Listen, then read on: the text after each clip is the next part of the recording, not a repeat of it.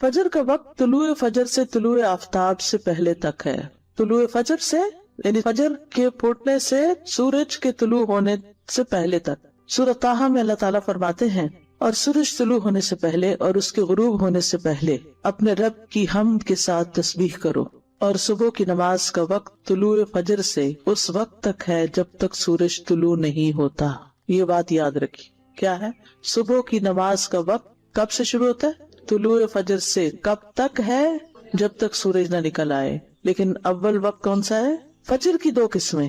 جابر بن عبداللہ رضی اللہ عنہ سے مروی ہے، وہ کہتے ہیں کہ رسول اللہ صلی اللہ علیہ وسلم نے فرمایا فجر کی 2 قسمیں ہیں. ایک فجر کاذب ہے جس میں روشنی بھیڑیے کی دم کی طرح اوپر کو اٹھتی ہے نہ کہ چوڑائی میں، اور دوسری فجر صادق ہے جس میں روشنی ارزن پھیلتی ہے نہ کہ طولن، اوپر نہیں جاتی بلکہ رائٹ لیفٹ جاتی. اب تو خیر ہم ٹائم دیکھ کے سب اندازہ کر لیتے ہیں، لیکن اگر کبھی کوئی ایسا سبب نہ ہو تو یہ یاد رکھیے کہ نماز فجر کا وقت اس وقت شروع ہوتا ہے جب روشنی رائٹ لیفٹ کو پھیلتی، ارزن پھیلتی، بڑے پیمانے پہ پھیلتی ہے. فجر کا وقت طلوع فجر ثانی سے شروع ہوتا ہے اور سورج کے طلوع ہوتے ہی ختم ہو جاتا ہے. اور فجر ثانی سے مراد وہ سفیدی ہے جو مشرق کی جانب آسمان کے کناروں پر چوڑے طریقے سے نظر آتی ہے اور یہ شمال سے جنوب کی طرف پھیل جاتی ہے، نارتھ سے ساؤتھ کی طرف جاتی. اور جہاں تک بات فجر اول کی ہے تو یہ سفیدی فجر ثانی سے تقریباً 1 گھنٹہ پہلے نمودار ہوتی ہے اور ان دونوں میں فرق ہے.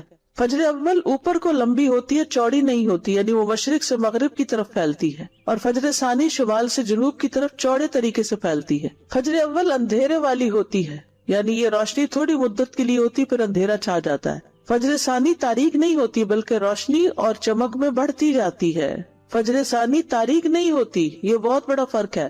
فجر اول تھوڑی سی روشنی نظر آئی پھر اندھیرا ہو گیا، لیکن فجر ثانی جو رائٹ لیفٹ پھیلتی ہے وہ پھر کم نہیں ہوتی، زیادہ ہی روشنی ہوتی جاتی ہے حتیٰ کہ سورج نکل آتا ہے. فجر ثانی آسمان کے ساتھ متصل ہوتی ہے، اس کے اور آسمان کے کناروں کے درمیان اندھیرا نہیں ہوتا.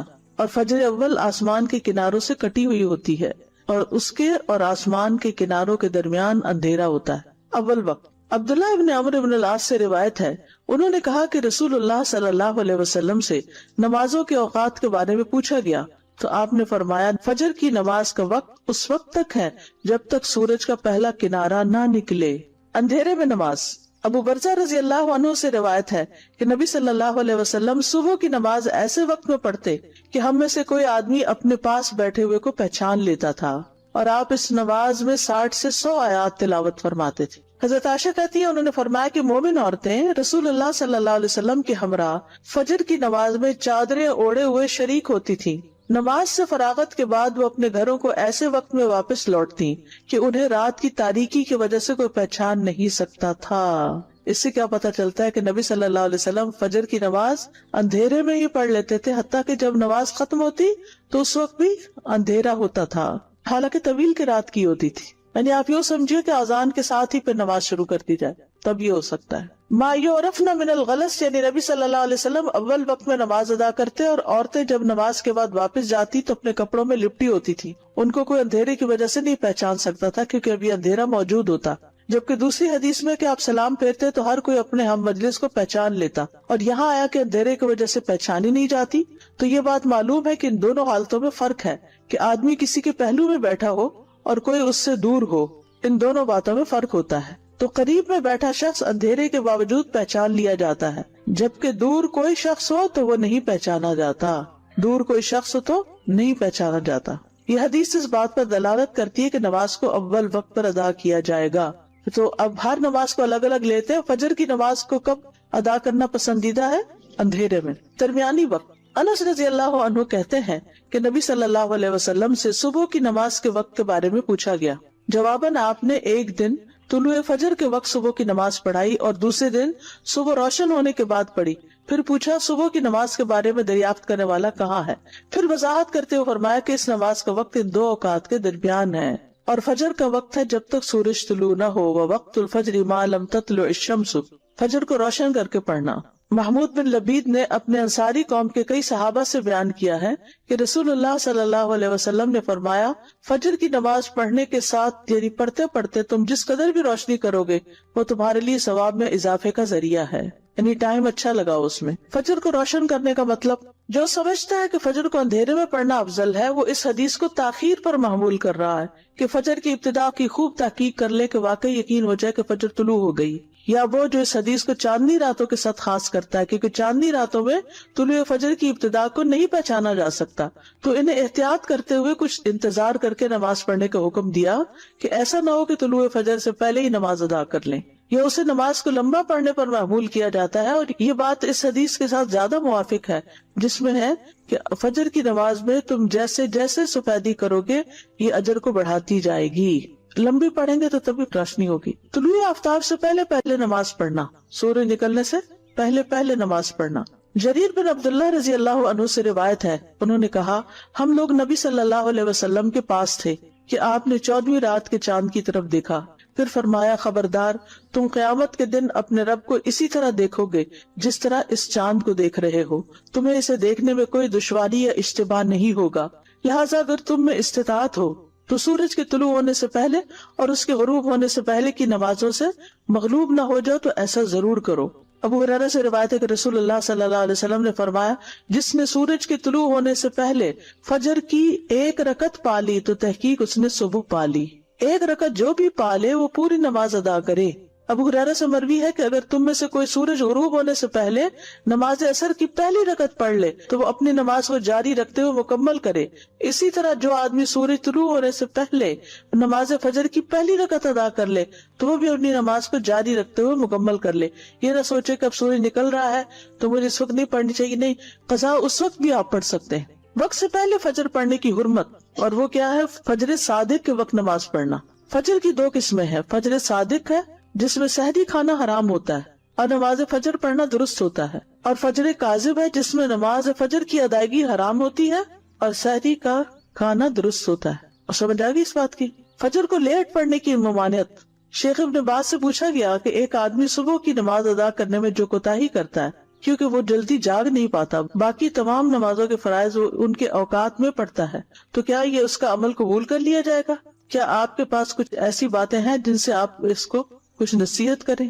یہ بھی ہوتا ہے نا بعض اوقات بچے ماں باپ کی بات نہیں سنتے تو پھر ان کو کہاں لے جایا جاتا ہے؟ کسی اسکالر کے پاس، کسی ایسے شخص کے پاس کہ جس سے وہ کچھ انسپائر ہو یا جس کا کچھ روب ہو اور وہ اس کی بات سن کے بات مان لیں۔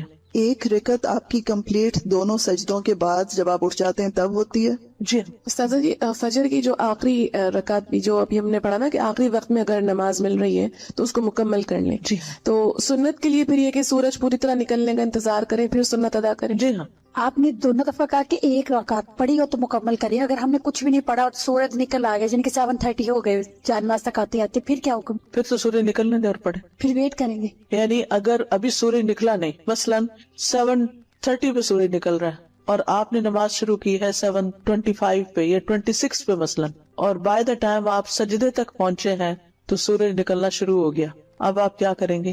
پوری کریں گے، چاہے سورج نکل رہا ہے پوری کریں گے، کیونکہ آپ نے جب شروع کی تھی سورج نہیں نکلا تھا، نکلنا شروع نہیں ہوا تھا، آپ نے پوری 1 رکعت سورج نکلنے سے پہلے ادا کر لی ہے تو دوسری بھی اب ادا کر لیجیے۔ اس سے 1 گھنٹہ پہلے اٹھ کے اپنی کھڑکی سے افق کو دیکھیں، مغرب کی طرف نہیں مشرق کی طرف، کہ کیا آسمان پہ کوئی روشنی نظر آئی ہے؟ جو روشنی ایسے اوپر کو اٹھتی ہوئی تھوڑی سی نظر آتی ہے اور پھر اس کے بعد وہ غائب بھی ہو جاتی ہے تو وہ فجر کاذب ہوتی ہے، اس کے بعد نماز نہیں پڑھتے۔ وہ وقت ہوتا ہے جب سحری کھاتے ہیں، سحری کھانے کا وقت ہوتا ہے، جب روشنی نکلتی ہے اور آسمان پر وسیع طور پر ارزن پھیل جاتی ہے، تھوڑی تھوڑی آتی ہے لیکن پھیلتی وہ پھر زیادہ پھیل جاتی، تو یہ فجر کا وقت ہوتا ہے، یعنی فجر کاذب سحری کھانے کا وقت ہے، تہجد کا وقت ہوا۔ تو بات یہ ہے کہ کسی بھی مسلمان کے لیے جائز نہیں کہ وہ فجر کی نماز میں سستی کرے، فجر ہو یا فجر کے علاوہ کوئی اور نماز ہو، تمام نمازوں کی حفاظت، ان کے اوقات کی حفاظت، جماعت سے پڑھنے کی حفاظت ہونی چاہیے۔ ظہر کا وقت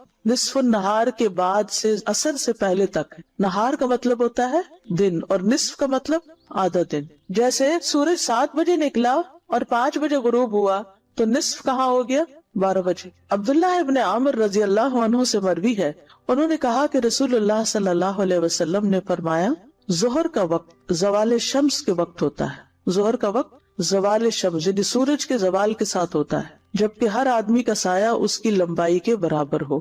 ہر آدمی کا سایہ اس کی لمبائی کے برابر ہو، یہ اس وقت تک رہتا ہے جب تک عصر کا وقت نہ ہو جائے، یعنی سایہ اس وقت تک نہیں رہتا، وقت اس وقت تک رہتا ہے جب تک عصر نہ ہو جائے۔ اول وقت، انس بن مالک رضی اللہ عنہ سے روایت ہے کہ ایک دفعہ رسول اللہ صلی اللہ علیہ وسلم سورج ڈھلنے پر تشریف لائے اور ظہر کی نماز پڑھائی۔ آخری وقت، پھر جب تم ظہر پڑھو تو عصر ہونے تک اس کا وقت ہے۔ ظہر جلدی پڑھنا، ظہر کی نماز کے حوالے سے اصل اور مستحب بات یہ ہے جس پر سب کا اتفاق ہے کہ اس کو جلدی پڑھا جائے، وقت داخل ہوتے ہی پڑھ لیا جائے اور اسے اس کے اول وقت میں ادا کیا جائے۔ جابر بن سمرہ رضی اللہ عنہ سے روایت ہے کہ انہوں نے نبی صلی اللہ علیہ وسلم سے روایت کیا کہ نبی صلی اللہ علیہ وسلم ظہر کی نماز اس وقت پڑھتے تھے جب سورج ڈھل جاتا تھا۔ گرمی کی شدت میں بھی ظہر جلدی پڑھنا۔ محمد ابن عمر جو کہ حسن بن علی بن ابی طالب کے بیٹے ہیں کہتے ہیں کہ ہم نے جابر رضی اللہ عنہ سے نبی صلی اللہ علیہ وسلم کی نمازوں کے اوقات پوچھے تو انہوں نے کہا آپ ظہر کی نماز سخت گرمی کے وقت میں پڑھا کرتے تھے، یعنی زوال کے بعد اول وقت میں پڑھتے تھے۔ انس بن مالک سے روایت ہے انہوں نے فرمایا جب ہم رسول اللہ صلی اللہ علیہ وسلم کے پیچھے نماز ظہر ادا کرتے تو گرمی سے بچاؤ کے لیے اپنے کپڑوں پہ سجدہ کرتے، یعنی سخت گرمی ہوتی پھر بھی پڑھتے۔ یہ اس بات پر دلالت کرتی ہے کہ آپ صلی اللہ علیہ وسلم سخت گرمی میں بھی ظہر کی نماز کو جلدی پڑھ لیتے تھے۔ گرمی کی شدت میں ظہر تاخیر سے پڑھنے کا جواز ضرور ہے۔ ابو مسعود انصاری سے روایت ہے وہ کہتے ہیں کہ میں نے رسول اللہ صلی اللہ علیہ وسلم کو دیکھا کہ آپ نماز ظہر پڑھتے تھے جبکہ سورج ڈھل جاتا تھا اور سخت گرمی کے وقت کبھی مؤخر بھی کر لیتے تھے، کبھی کبھی ٹیمپریچر بہت ہائی ہو جاتا ہے نا تو اس صورت میں تھوڑا تاخیر بھی کر لیتے۔ ابو ہریرہ اور عبداللہ ابن عمر رضی اللہ عنہما سے روایت ہے وہ رسول اللہ صلی اللہ علیہ وسلم سے بیان کرتے ہیں کہ آپ نے فرمایا جب گرمی زیادہ ہو تو نماز ظہر ٹھنڈے وقت پڑھا کرو کیونکہ گرمی کی شدت جہنم کی بھاپ سے ہوتی ہے۔ اصل میں کیوں کہا کیونکہ انسان کو جب گرمی کی شدت ستاتی ہے نا تو وہ فوکس نہیں رکھ پاتا نماز پہ، اس کا سارا دھیان کس پہ ہوتا ہے، ہائے گرمی، تو اس لیے کہا کہ ذرا اس وقت کو جس میں شدت ہو وہ اس کو ٹل جانے دو۔ ابن عثیمین کہتے ہیں جب موسم سخت گرم نہ ہو تو افضل یہ ہے کہ جیسے ہی ظہر کا وقت داخل ہو تو انسان ظہر کی نماز ادا کر لے، چاہے سفر میں قصر نماز ہی ادا کرنی ہو پھر بھی، کیونکہ سخت گرمی کے موسم کے علاوہ ظہر کی نماز کو جلدی پڑھ لینا ہی افضل ہے۔ علامہ ابن جبرین کہتے ہیں الحمدللہ آج کل کے زمانے میں اس طرح کی گرمی نہیں پائی جاتی۔ اس کی وجہ یہ ہے کہ ایئر کنڈیشنرز اور بجلی والے پنکھے موجود ہیں جو گرمی کی شدت کو کم کر دیتے ہیں، تو لوگ اس بے قرار کرنے والی گرمی کو محسوس نہیں کرتے جس کی وجہ سے پسینے پھوٹ نکلتے ہیں اور کپڑے تک گیلے ہو جاتے ہیں۔ اس حالت میں نمازی کو اپنی نماز میں اطمینان حاصل نہیں ہوتا۔ اسی وجہ سے علماء آج کے دور میں سخت گرمیوں میں نماز کو ٹھنڈا کرنے کا کوئی سبب نہیں پاتے۔ ہاں اگر ایسے ممالک یا گاؤں دیہات میں ہو جہاں ایئر کنڈیشنرز اور اس طرح کی سہولیات میسر نہ ہو تو ان کے لیے ظہر کو ٹھنڈا کر کے پڑھنا مستحب ہوگا۔ یہ اس لیے ہے کہ شریعت کے حکم کا دار و مدار اس کی علت پر ہے، جب علت موجود ہوگی تو حکم پایا جائے گا۔ جہاں تک سال کے باقی ایام کا تعلق ہے جن میں گرمی نہیں ہوتی تو ان ایام میں جو ہی سورج ڈھل جائے گا نماز کا وقت ہوگا۔ عصر کا وقت ظہر کے آخری وقت سے سورج پیلا ہونے تک، اور عصر کی نماز کا وقت ہے جب تک سورج زرد نہ ہو جائے۔ ابو ہریرہ رضی اللہ عنہ سے روایت ہے انہوں نے کہا کہ اللہ کے رسول صلی اللہ علیہ وسلم نے فرمایا یہ جبریل علیہ السلام ہیں جو تمہیں تمہارا دین سکھانے آئے ہیں۔ پھر عصر کی نماز تب پڑھائی جب انہوں نے ہر چیز کا سایہ اس کے برابر زوال کے سائے کے علاوہ دیکھ لیا، ٹھیک ہے۔ پھر اگلے دن جبریل علیہ السلام دوبارہ آپ کے پاس آئے، پھر عصر کی نماز پڑھائی جب ہر چیز کا سایہ دگنا ہو گیا، پھر فرمایا ہر نماز کا وقت تمہاری کل اور تمہاری آج کی نماز کا درمیانی وقت ہے۔ دھوپ کے اعتبار سے عصر کا وقت، حضرت عائشہ کہتی ہیں انہوں نے فرمایا دھوپ ابھی میرے حجرے سے نکلی نہ ہوتی تھی کہ رسول اللہ صلی اللہ علیہ وسلم نماز عصر پڑھ لیتے تھے۔ یعنی ایسے ہوتا نا کہ جب سورج غروب ہو رہا ہوتا تو ونڈوز میں دھوپ اندر آ رہی ہوتی، تو کہتے کہ ابھی دھوپ آ ہی رہی ہوتی تھی کہ آپ واپس بھی آ جاتے تھے۔ اول وقت کیا ہے؟ انس بن مالک رضی اللہ عنہ سے روایت ہے کہ رسول اللہ صلی اللہ علیہ وسلم عصر کی نماز ایسے وقت میں پڑھتے تھے جب سورج بلند اور روشنی میں کمی کے بغیر ہوتا تھا اور زندہ ہوتا تھا، یعنی ابھی چمک اس کی یا گرمی دھوپ باقی ہوتی تھی۔ اوالی کی طرف جانے والا عصر پڑھ کر چلتا اور اوالی جو ہے مدینہ کے بالائی حصے کی بستیوں میں پہنچتا تو سورج ابھی بلند ہوتا۔ یہ بستیاں مدینہ سے 2 یا 8 میل کی مسافت پر تھی، یعنی مسجد نبی سے نماز پڑھ کر اپنی اس بستی تک پہنچ جاتے جب بھی ابھی سورج جو ہے وہ بلند ہی ہوتا تھا، غروب کے قریب نہیں ہوتا تھا۔ درمیانی وقت، ابو موسیٰ رضی اللہ عنہ سے روایت ہے کہ ایک سائل نے نبی صلی اللہ علیہ وسلم سے اوقات نماز کے بارے میں سوال کیا، مگر آپ نے اسے کوئی جواب نہ دیا، حتیٰ کہ بلال کو حکم دیا تو انہوں نے عصر کے لیے آذان اور اقامت کہی جبکہ سورج سفید اور اونچا تھا، اور جب اگلا دن ہوا تو آپ نے عصر پڑھی جبکہ سورج زرد ہو گیا تھا، یا کہا کہ جب شام ہو گئی۔ پھر آپ صلی اللہ علیہ وسلم نے فرمایا، کہاں ہے نماز کے اوقات پوچھنے والا؟ نماز کا وقت ان دو اوقات کے مابین ہے۔ آخری وقت عصر کا وقت جب تک سورج زرد نہ ہو جائے، اضطراری وقت، مجبوری کا وقت۔ ابو ہریرہ سے روایت ہے کہ رسول اللہ صلی اللہ علیہ وسلم نے فرمایا، اگر تم میں سے کوئی سورج غروب ہونے سے پہلے عصر کی نماز کا ایک سجدہ پا لے تو اس کو چاہیے کہ وہ اپنی نماز کو جاری رکھتے ہوئے مکمل کرے۔ اب آپ کے سوال کا جواب اس میں آ گیا، ٹھیک ہے؟ کیا سوال تھا؟ کہ ابھی نماز شروع ہی کی تھی کہ وہ گھڑی سے الارم بج گیا کہ سورج نکل گیا یا سورج غروب ہو گیا۔ تو آپ دیکھیے حدیث دوبارہ، اگر تم میں سے کوئی سورج غروب ہونے سے پہلے عصر کی نماز کا ایک سجدہ پا لے، ابھی دو نہیں ہوئے، دو سے رکعت پوری ہوتی، تو اس کو چاہیے کہ وہ اپنی نماز کو جاری رکھتے ہوئے مکمل کرے، نماز توڑنی نہیں، اب اس کو کنٹینیو کرے۔ عصر اول وقت پڑھنا چاہیے۔ انس بن مالک رضی اللہ عنہ سے روایت ہے، کہتے ہیں کہ ہم عصر کی نماز پڑھتے تھے، پھر جانے والا قباء جاتا، ان لوگوں کے پاس پہنچتا اور سورج ابھی اونچا ہوتا تھا۔ قباء مدینہ سے 2 میل کی مسافت پر ہے۔ انس بن مالک سے روایت ہے، انہوں نے کہا کہ رسول اللہ صلی اللہ علیہ وسلم نے ہمیں عصر کی نماز پڑھائی، تو جب آپ فارغ ہوئے تو آپ کے پاس بنو سلمہ کا ایک آدمی آیا اور کہا، اے اللہ کے رسول، ہم اپنے لیے اپنا اونٹ نہر کرنے کا ارادہ رکھتے ہیں اور ہم چاہتے ہیں کہ آپ بھی اس موقع پر موجود ہوں۔ آپ نے فرمایا ٹھیک ہے، اور آپ نکل پڑے، ہم بھی آپ کے ساتھ چل پڑے۔ ہم نے دیکھا اونٹ ابھی ذبح نہیں کیا گیا تھا، اسے ذبح کیا گیا، پھر اس کا گوشت کاٹا گیا، پھر اس میں سے کچھ پکایا گیا، پھر ہم نے سورج غروب ہونے سے پہلے اسے کھا لیا۔ عصر کی نماز جلدی پڑھی تو یہ کام بھی جلدی ہو گیا نا۔ ہم کیا کرتے ہیں، پہلے سارا کچھ کر لیں، کھانا بنا لیں، یہ کر لیں، وہ کر لیں، ہر چیز صاف ستھری کر پھر نماز پڑھیں گے، اور اتنے میں دھوپ پیلی پڑ جاتی۔ پہلے نماز پڑھ لیں اور اس کے بعد تسلی سے کام کریں، آپ دیکھیں گے آپ کے کام میں بھی برکت ہوگی۔ رافع بن خدیج سے روایت ہے، وہ کہہ رہے تھے، ہم رسول اللہ صلی اللہ علیہ وسلم کے ساتھ نماز عصر پڑھتے، پھر اونٹ ذبح کیا جاتا، اس کے 10 حصے کیے جاتے، پھر ہم اسے پکاتے، اور سورج کے غروب ہونے سے پہلے ہم اچھی طرح پکا ہوا گوشت کھا لیتے، اچھی طرح پکا ہوا گوشت، لحما نضیجا، نضج ہوتا ہے جو گل جائے، کلما نضجت جلودہم آتا ہے نا۔ صحابہ کا عصر کی نماز اول وقت پر پڑھنا۔ ابو امامہ بن سہل رضی اللہ عنہ بیان کرتے ہیں کہ ہم نے عمر بن عبدالعزیز کے ساتھ ظہر کی نماز پڑھی، پھر ہم باہر نکلے اور انس بن مالک رضی اللہ عنہ کی خدمت میں حاضر ہوئے، تو ہم نے انہیں عصر کی نماز پڑھتے ہوئے پایا۔ میں نے پوچھا، چچا جان یہ کون سی نماز ہے جو آپ نے پڑھی؟ انہوں نے جواب دیا، عصر کی ہے، اور یہی رسول اللہ صلی اللہ علیہ وسلم کی نماز ہے جو ہم آپ کے ساتھ پڑھا کرتے تھے۔ عصر جلدی پڑھنے کا حکم۔ ابو ملیح سے روایت ہے، کہتے ہیں کہ ہم ابر آلود دن میں بریدہ رضی اللہ عنہ کے ہمراہ ایک جنگ میں شریک تھے، تو انہوں نے فرمایا، نماز عصر جلدی پڑھ لو، کیونکہ نبی صلی اللہ علیہ وسلم کا ارشاد ہے، جس نے عصر کی نماز چھوڑ دی بس اس کے عمل ضائع ہو گئے۔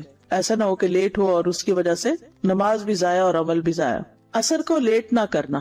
علاء ابن عبد الرحمن بیان کرتے ہیں کہ ہم ظہر کے بعد انس رضی اللہ عنہ کے ہاں گئے، وہ اٹھ کر نماز عصر پڑھنے لگ گئے۔ جب اپنی نماز سے فارغ ہوئے تو ہم نے ان سے جلدی نماز پڑھنے کا ذکر کیا، یا خود انہوں نے ذکر کیا، تو کہا، میں نے رسول اللہ صلی اللہ علیہ وسلم کو فرماتے ہوئے سنا، یہ منافقین کی نماز ہے، یہ منافقین کی نماز ہے، یہ منافقین کی نماز ہے۔ ان میں سے ایک بیٹھا رہتا ہے حتیٰ کہ جب سورج زرد ہو جاتا ہے اور شیطان کے 2 سینگوں کے درمیان یا ان سینگوں کے اوپر ہوتا ہے تو اٹھ کر 4 ٹھونگے مارتا ہے اور اس میں تھوڑا ہی اللہ کا ذکر کرتا ہے۔ اور یہ حقیقت ہے، جو نماز لیٹ ہوتی ہے اس میں انسان کی توجہ پوری طرح نماز کی طرف نہیں ہوتی۔ ایک اور روایت سے بھی پتہ چلتا ہے کہ منافق کی عصر لیٹ ہوتی ہے۔ رسول اللہ صلی اللہ علیہ وسلم نے فرمایا، کیا میں تمہیں منافق کی نماز کے بارے میں نہ بتاؤں؟ وہ عصر کی نماز مؤخر کرتا رہتا ہے یہاں تک کہ سورج غروب ہونے کا وقت گائے کی انتڑیوں کی چربی کی طرح بکھرا ہوا ہوتا ہے، تو اس وقت اسے پڑھتا ہے۔ یعنی اس وقت آپ چھوٹی چھوٹی بدلیاں سی آ جاتی ہیں نا سورج کے آس پاس، غروب اور طلوع میں آپ دیکھیں کہ چھوٹے چھوٹے بادل کے ٹکڑے، تو اس کی طرف اشارہ ہے یہاں۔ یعنی بہت کلیئر اسکائی ہو تو پورے کا پورا بال نیچے جا رہا ہوتا، ورنہ اس کے اندر لمبی لمبی لہریں سی ہوتی ہیں بادلوں کی۔ عصر کی نماز فوت ہونے کا نقصان۔ نبی صلی اللہ علیہ وسلم نے فرمایا، جس شخص نے نماز عصر چھوڑ دی اس کے اعمال باطل ہو گئے، یعنی اس کے تو عمل ہی ضائع ہو گئے۔ عصر کے فوت ہو جانے پر نبی صلی اللہ علیہ وسلم کی شدید ناراضگی۔ حضرت علی سے روایت کہتے ہیں کہ رسول اللہ صلی اللہ علیہ وسلم نے غزوہ احزاب کے دن فرمایا، اللہ ان مشرکین کی قبروں اور ان کے گھروں کو آگ سے بھر دے، جس طرح انہوں نے ہمیں درمیانی نماز اثر سے روکا، یعنی جنگ میں مشغول رکھا حتیٰ کہ سورج غروب ہو گیا، اور جو لوگ خود اپنی مرضی سے غروب کر لیں، اتنی بڑی وعید ہے۔ تو کیا سمجھ میں آیا اثر کا وقت کب ہے؟ جب ظہر کا وقت ختم ہو رہا ہو، جب سایہ 2 مثل کے برابر ہو تو پھر ظہر ختم، اثر شروع، یعنی 1 مثل پہ شروع ہو جاتی ہے اور پھر اس کے بعد سورج پیلا پڑنے سے پہلے آپ دیکھیں اثر کی نماز تب پڑھائی جب انہوں نے ہر چیز کا سایہ اس کے برابر، یعنی زوال کے سائے کے علاوہ دیکھ لیا، یعنی اصلی سایہ جو تھا کسی بھی چیز کا۔ تو یہاں اول وقت جو ہے شروع ہوتا ہے جب اس کے برابر ہو جاتا ہے سایہ، یعنی 1 مثل ہوتا ہے، 2 مثل نہیں، درمیانہ ٹائم ہو جاتا ہے پھر، کیونکہ آپ نے تو یہی سوچ کے شروع کی ہوگی کہ 1 رکعت مل جائے گی، لیکن آج کل کیا ہو رہا ہے، ہر روز 2-3 منٹ کا فرق پڑ جاتا ہے، تو اس میں پھر انسان کو دھوکہ بھی لگ جاتا ہے، اور بعض اوقات تھوڑے اوقات میں 1-8 منٹ کا فرق بھی ہو جاتا ہے، اور 1 منٹ بڑی چیز ہوتی ہے، 1 منٹ میں انسان پورا قیام کر لیتا ہے بعض اوقات کل واللہ کے ساتھ۔ نماز کے دیگر احکام، فرض نماز کی رکعات، سنتیں اور نوافل، ان کے دلائل۔ ابتدائی اسلام میں 2 رکعات کی فرضیت حضرت عائشہ سے مروی ہے، وہ کہتی ہے کہ شروع میں 2 رکعت نماز فرض ہوئی۔ جب آپ صلی اللہ علیہ وسلم مدینہ تشریف لائے تو آپ نے ہر نماز اس طرح پڑھی کہ اس کے ساتھ اتنی ہی نماز اور ملا دی، یعنی مکہ میں 2 رکعتیں پڑھتے تھے، اور پھر مدینہ میں آ کر 2 کے ساتھ 2 اور ملا دی، سوائے نماز مغرب کے کہ وہ دن کی نماز کو وتر یعنی طاق کرنے والی ہے، یعنی سورج نکلنے سے پہلے سے لے کر غروب ہونے تک دن ختم ہو جاتا ہے نا، یعنی طلوع فجر سے غروب آفتاب تک، تو دن کی نمازیں جو ہیں ان کو وتر کرنے کے لیے مغرب کی نماز 4 رکعت کی بجائے 3 رکعت ہے، سوائے نماز مغرب کے کہ وہ دن کی نماز کو وتر کرنے والی ہے، اور نماز فجر کے کہ اس میں لمبی قرات کی جاتی ہے، تو 2 رکعتیں رکھی گئیں۔ اور جب آپ صلی اللہ علیہ وسلم سفر کرتے تو آپ اپنی سابقہ نمازوں کی طرف لوٹ جاتے، یعنی 2 رکعت نماز پڑھتے، قصر کرتے۔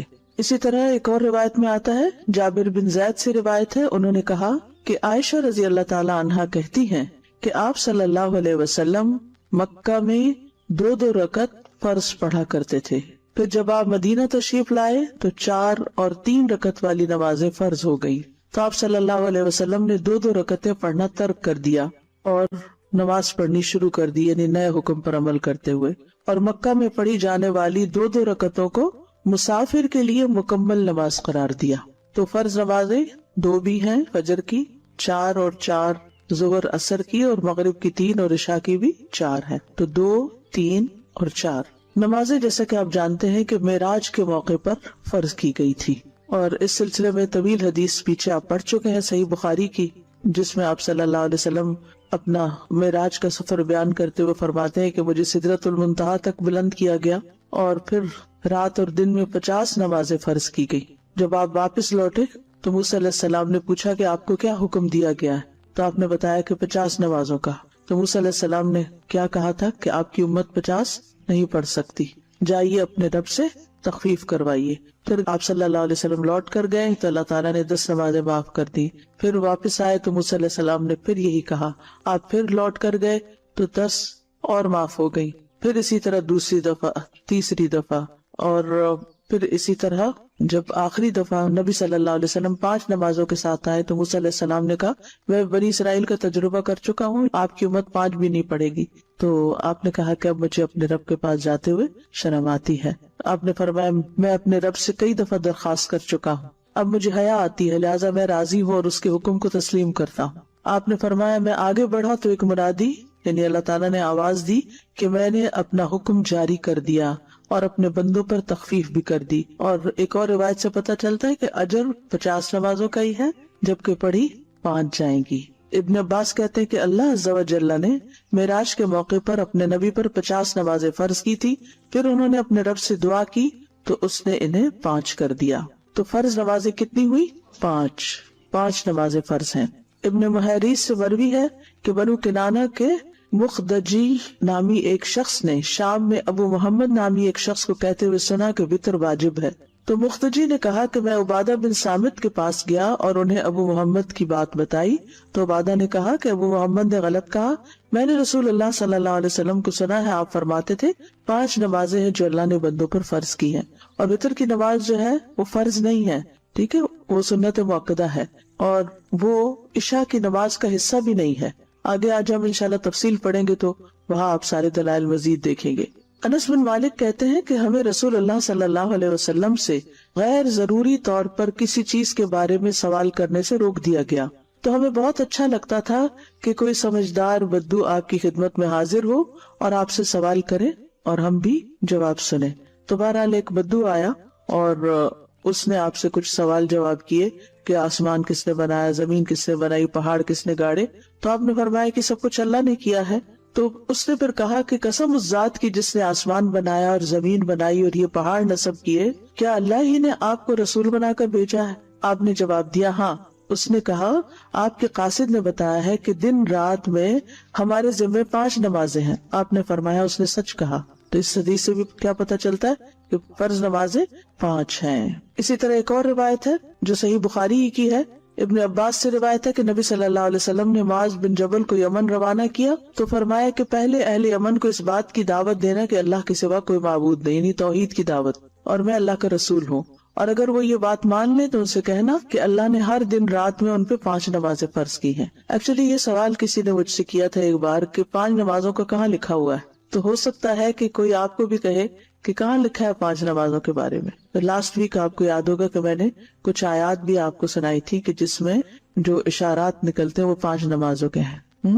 اقم الصلاۃ لدلوک الشمس الی غسق اللیل والی، اور اسی طرح سورۃ طٰہٰ کی آیت بھی. تو احادیث میں اس کی بھرپور وضاحت ملتی ہے، یعنی ایک نہیں کئی احادیث سے یہ پتہ چلتا ہے کہ جس میں نبی صلی اللہ علیہ وسلم نے 5 نمازوں کی فرضیت کا حکم دیا یا اس کی گواہی دی. پھر اسی طرح ایک اور جگہ پر ہے کہ 5 نمازوں کی حفاظت کرنے والے سے اللہ کا وعدہ ہے. کس بات کا وعدہ ہے؟ کہ اسے ضرور جنت میں داخل کروں گا، اور جو ان کی حفاظت نہیں کرے گا اس کے لیے اللہ کے ہاں کوئی عہد نہیں. فرائض کی ادائیگی کامیابی کی طرف لے جاتی ہے، یعنی یہ بات ہم سب کو اچھی طرح معلوم ہونا چاہیے کہ کامیابی کا انحصار فرائض کی ادائیگی پر ہے. بعض اوقات ہم نفلی صدقات، نفلی روزہ، نفل نماز اس کو بڑے شوق سے کرتے ہیں اور کیا سمجھ کے کرتے ہیں کہ اس میں ہمارے لیے بڑا اجر ہے. اور اس وقت ہم سمجھتے فرض تو فرض ہے نا، فرض کا اجر ہمارے ذہن میں نہیں آتا. تو یاد رکھیے کہ فرض کا اجر نفل سے زیادہ ہے. اس کا یہ مطلب نہیں کہ صرف فرض پڑھنے چاہیے، فرض کے علاوہ نوافل بھی پڑھنے چاہیے، لیکن نوافل پڑھنے کا شوق ہونا اور فرض پڑھنے کو بوجھ سمجھنا یہ نہیں ہونا چاہیے. جو فرائض کی ادائیگی کرے اس کے لیے جنت کا وعدہ ہے. جابر رضی اللہ عنہ سے روایت ہے، وہ کہتے ہیں کہ نعمان بن قوقل نبی صلی اللہ علیہ وسلم کی خدمت میں حاضر ہوئے اور پھر کہا اے اللہ کے رسول مجھے بتائیے، جب میں فرض نماز پڑھتا رہوں اور حرام کو حرام سمجھوں اور حلال کو حلال سمجھوں تو کیا میں جنت میں داخل ہو جاؤں گا؟ تو نبی صلی اللہ علیہ وسلم نے فرمایا کہ ہاں ہو جاؤ گے، اور ایسے شخص کے لیے جنت کے ہر دروازے سے داخلہ ہے. عبداللہ ابن عمر سے مروی ہے، انہوں نے کہا کہ رسول اللہ صلی اللہ علیہ وسلم ممبر پر چڑھے اور فرمایا نہیں میں قسم کھاتا ہوں، نہیں میں قسم کھاتا ہوں، نہیں میں قسم کھاتا ہوں. پھر آپ نیچے اتر گئے اور فرمایا خوش ہو جاؤ، خوش ہو جاؤ. یعنی ممبر پہ چڑھتے ہوئے کیا فرمایا؟ میں قسم کھاتا ہوں. اور پھر اتر کے کیا فرمایا؟ خوش ہو جاؤ. بے شک جس نے 5 نمازیں پڑھی اور کبیرہ گناہوں سے بچتا رہا وہ جنت کے جس دروازے سے چاہے گا داخل ہو جائے گا. یعنی اتنا زیادہ اس کا اجر و ثواب اور اس کا اتنا بڑا انعام ہے. اور کبیرہ گناہ کیا ہے؟ والدین کی نافرمانی، اللہ کے ساتھ شرک کرنا، کسی جان کا قتل کرنا، پاک دامن عورتوں پر تہمت لگانا یعنی زنا کی تہمت لگانا، یتیم کا مال کھانا، جنگ سے بھاگنا اور سود کھانا، یہ کبیرہ گناہ ہے. تو جو شخص ان کبیرہ گناہوں سے بچے گا اور اپنی 5 نمازیں ادا کرے گا اس کے لیے جنت ہے. اب یہ ہے کہ اصل تو 5 فرائض ہی ہیں، لیکن اس کے ساتھ ساتھ ہم سنت اور نفل کیوں پڑھتے ہیں؟ تو نوافل کی ادائیگی جو ہے یہ فرض کی کمی کو پورا کرتی ہے، یہ یاد رکھیے. یعنی جو نماز کے بعد سنت نمازیں ہیں یا نفل نمازیں ہیں یہ دراصل ہمارے فرائض کی کمی کو پورا کرتی ہیں. کیونکہ ہم انسان ہیں، پڑھتے ہوئے کوئی غلطی ہو سکتی ہے، کوئی بھول ہو سکتی ہے، کسی اصول کی خلاف ورزی ہو سکتی ہے. تو اس صورت میں اب جو فرض ہے وہ تو فرض، جو ڈیوٹی ہے اسے تو پورا کرنا ہے. اگر اس کو اصل طریقے پر پورا نہیں کیا گیا تو پھر ایکسٹرا والنٹریلی پریئرز کے ساتھ اس کمی کو ہمیں پورا کرنا ہوگا، کیونکہ نمازوں کا حساب ہوگا. سنن نبی داؤد کی روایت ہے، نبی صلی اللہ علیہ وسلم نے فرمایا قیامت کے دن لوگوں کے اعمال میں سے سب سے پہلے نماز کا حساب ہوگا. آپ نے فرمایا ہمارا رب عز و جل فرشتوں سے فرمائے گا حالانکہ وہ پہلے ہی خوب جاننے والا ہے. میرے بندے کی نماز دیکھو، کیا اس نے اس کو پورا کیا ہے یا اس میں کوئی کمی کی ہے. چنانچہ اگر وہ کامل ہوئی تو اس کے لیے پوری کی پوری لکھ دی جائے گی، پوری نماز لکھ دی جائے گی. اور اگر اس میں کوئی کمی ہوئی تو فرمائے گا کہ دیکھو کیا میرے بندے کے کچھ نوافل بھی ہیں.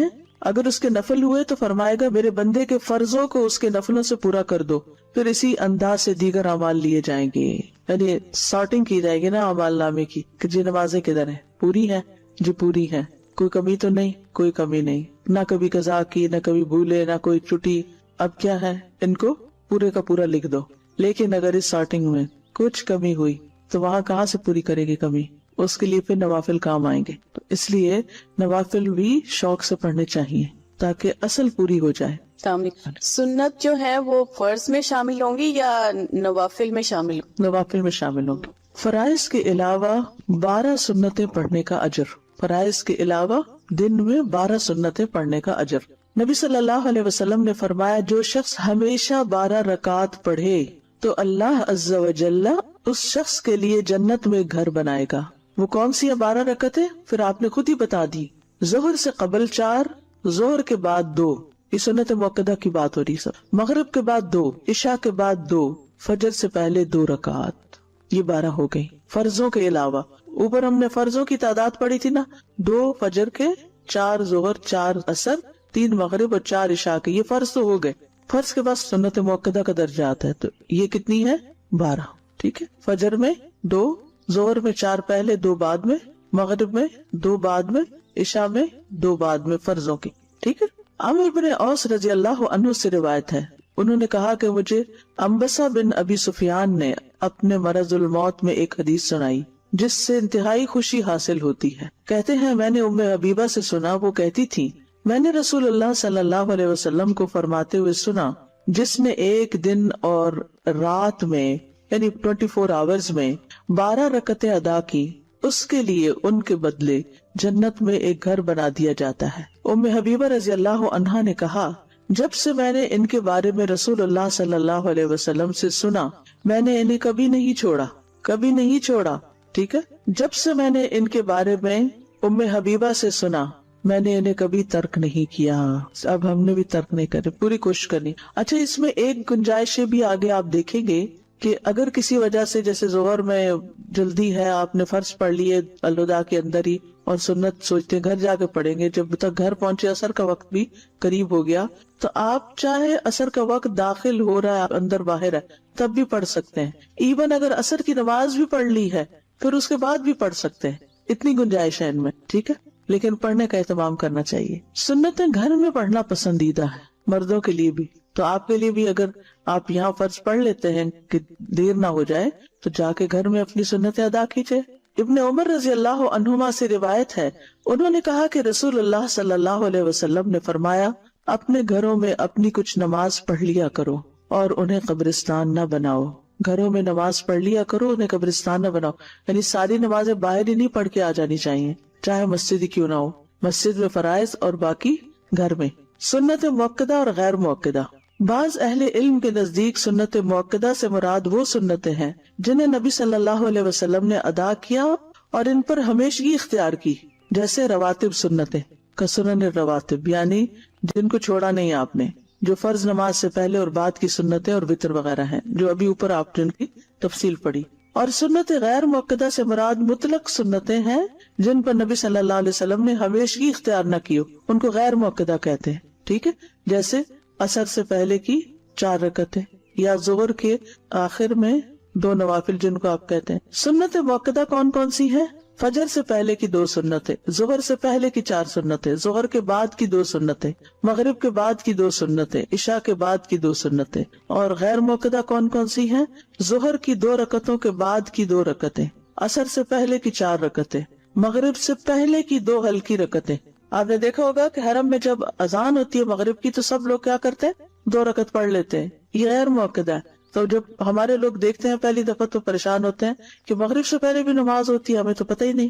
پھر فجر کی رکعات کی تعداد 2 فرض رکعات. اب ان کے دلائل ہیں. قیس بن عمر رضی اللہ عنہ بیان کرتے ہیں کہ رسول اللہ صلی اللہ علیہ وسلم نے ایک شخص کو دیکھا جو فجر کی نماز کے بعد 2 رکعتیں پڑھ رہا تھا. تو رسول اللہ صلی اللہ علیہ وسلم نے فرمایا صبح کی نماز 2 رکعتیں ہیں. تو اس شخص نے کہا میں نے فرض سے پہلے ہی 2 رکعتیں یعنی فجر کی سنتیں نہیں پڑھی تھی جو میں نے اب پڑھی ہیں. بس رسول اللہ صلی اللہ علیہ وسلم خاموش ہو گئے. ٹھیک ہے, تو فجر کے بعد رکعتیں نہیں ہیں الا یہ کہ آپ کی سنت رہ جائے. جیسے لاسٹ ٹائم بھی ذکر ہوا تھا نا نماز قضا کرنے کا, کہ اگر آپ اٹھے ہیں اور صرف 10 منٹ باقی ہیں تو آپ جلدی سے وضو کر کے فرائض ادا کر لیتے ہیں, پھر سورج نکلنے کا انتظار کرتے ہیں. جب وہ بلند ہو جاتا ہے تو 2 سنتیں جو آپ کی چھوٹ گئی تھی فجر کی وہ آپ اس وقت ادا کر لیتے ہیں. ٹھیک ہے, فرض سے پہلے 2 سنتیں. حضرت حفصہ کہتی ہیں کہ جب مؤذن اذان دیتا ہے اور فجر طلوع ہو جاتی, جب مؤذن اذان دیتا اور فجر طلوع ہو جاتی تو آپ صلی اللہ علیہ وسلم 2 رکعتیں پڑھتے تھے. یہ کون سی سنتیں ہیں مؤکدہ؟ کون سی؟ فجر کی, فجر سے پہلے کی 2 سنتیں. نبی صلی اللہ علیہ وسلم کا کسی بھی حالت میں یہ سنتیں نہ چھوڑنا, یہ جو فجر کی 2 سنتیں ہیں. قابوس اپنے والد سے روایت کرتے ہیں, انہوں نے کہا کہ میرے والد نے ایک عورت کو عائشہ رضی اللہ عنہا کی طرف بھیجا تاکہ وہ ان سے سوال کرے کہ کون سی نماز رسول اللہ صلی اللہ علیہ وسلم کو زیادہ محبوب تھی کہ جس پر آپ ہمیشگی کرتے تھے. انہوں نے کہا وہ نماز جو آپ کسی صورت نہ چھوڑتے, خاص صحت مند ہوتے یا مریض ہوتے یا سفر میں ہوتے یا مقیم ہوتے, وہ فجر سے پہلے کی 2 رکعتیں ہیں. کب کب نہیں چھوڑتے تھے؟ نہ صحت کی حالت میں, نہ بیماری کی حالت میں, نہ سفر کی حالت میں, نہ قیام کی حالت میں, کبھی بھی نہیں یہ 2 رکعتیں چھوڑی.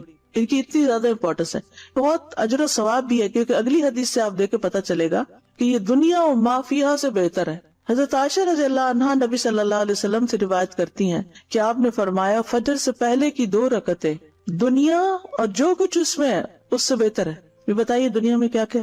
ایک دن کسی نے مجھے ایک میسج بھیجا جس میں انہوں نے دنیا کا جو سب سے امیر ترین انسان ہے اس کو کھڑا دکھایا, اس کا شاید کوئی پراپرٹی جگہ تھی اس کے پاس, پھر نمبر 2, پھر نمبر 3, پھر 4, اور 5ویں نمبر پہ ایک بندے کو سجدہ کرتے ہوئے دکھایا, اور نیچے حدیث لکھی تھی کہ طلوع فجر کے وقت 2 رکعت نماز پڑھنا کیا ہے, دنیا اور جو کچھ اس میں ہے. سب بلینئر سے بڑھ کر آپ بلینئر ہر روز ہو جاتے ہیں اگر آپ یہ 2 رکعتیں پڑھ لیتے ہیں. اتنا بڑا اجر و ثواب کماتے ہیں. لیکن کبھی ہم اٹھے دیر سے ہیں اور کبھی کچھ نہیں. ان کی حفاظت کرنی چاہیے اور ان کی ادا کرنے کا شوق ہونا چاہیے. ان کی اہمیت کی وجہ سے ہی آپ دیکھیے کہ صحیح مسلم کی روایت میں آتا ہے نبی صلی اللہ علیہ وسلم نے طلوع فجر کے وقت 2 رکعتیں نماز پڑھنے کے بارے میں فرمایا کہ ان کو پڑھنا میرے نزدیک ساری دنیا سے زیادہ محبوب ہے. ساری دنیا سے زیادہ محبوب ہے ان کو پڑھنا. اب دنیا کی اپنی محبوب چیزیں, جو بھی پیاری پیاری چیزیں ہیں, آپ کو ان سب کی لسٹ بنا لیجئے اور اس کے ایکول ان 2 رکعتوں کو رکھ لیجئے. دیکھیے والذین آمنوا اشد حبا للہ, انسان کو انسانوں سے بھی محبت ہوتی ہے, ان کی ملاقات کا بھی شوق ہوتا ہے, ان کے پاس بیٹھ کے بھی مزہ آتا ہے, سب باتیں اپنی جگہ ہیں. لیکن جب اللہ تعالیٰ بلا لیتے ہیں تو جو واقعی محبت کرتا ہوگا اللہ سے اس کا دل بے چین ہو جائے گا. نماز کا وقت شروع ہوتے ہی دل بے چین ہو جائے گا, پھر اس کا دل نہیں لگے گا کسی اور سے باتیں کرنے میں, پھر وہ کہے گا کہ میں جلدی جاؤں اور اپنے رب سے ملاقات کروں. اس معیار پہ ہم نے اپنے دلوں کو لانا ہے. یہ نہیں کہ جو دنیا کے کام ہے ان میں اتنی دلچسپی, اتنی گہرائی, اچھا یہ کر لوں, یہ کر لوں, یہ کر لوں, نہیں. پھر فجر کی یہ سنتیں ہلکی رکعتیں ہیں. حضرت عائشہ سے روایت ہے, انہوں نے کہا کہ رسول اللہ صلی اللہ علیہ وسلم رات کو 13 رکعتیں پڑھتے تھے, پھر جب صبح کی اذان سنتے تو ہلکی پھلکی 2 رکعتیں یعنی فجر کی سنتیں پڑھتے تھے, ہلکی پھلکی. ابو ہریرہ کہتے ہیں کہ رسول اللہ صلی اللہ علیہ وسلم نے فرمایا جب تم میں سے کوئی صبح فجر سے پہلے 2 رکعت یعنی سنتیں پڑھے تو اس کو چاہیے کہ اپنی دائیں کروٹ پر لیٹ جائے. حضرت عائشہ کہتی ہے کہ جب نبی صلی اللہ علیہ وسلم فجر کی 2 رکعتیں پڑھ لیتے تو اگر میں سوئی ہوتی تو لیٹ جاتے, اور اگر میں جاگ رہی ہوتی تو مجھ سے باتیں کرنے لگتے. اب سوال یہ پیدا ہوتا ہے کہ جس کی فجر کی سنتیں رہ جائیں وہ کب ادا کرے. کبھی آپ کی رہ گئی, کیوں, ٹھیک ہے ٹائم کم تھا, اور عموماً ٹائم کی کمی سے ہی ہوتا ہے. اور بعض اوقات ایسا ہوتا ہے کہ ہمیں اندازہ نہیں ہوتا کہ کسی مسجد میں یا حرم میں نماز شروع ہونے کا وقت کتنا ہے. ہم گھر سے وضو وغیرہ کر کے نکلتے ہیں کہ وہاں جا کے پہلے سنت پڑھیں گے, پھر فرض پڑھیں گے, اتنے میں کیا ہوتا ہے تکبیر ہو جاتی ہے,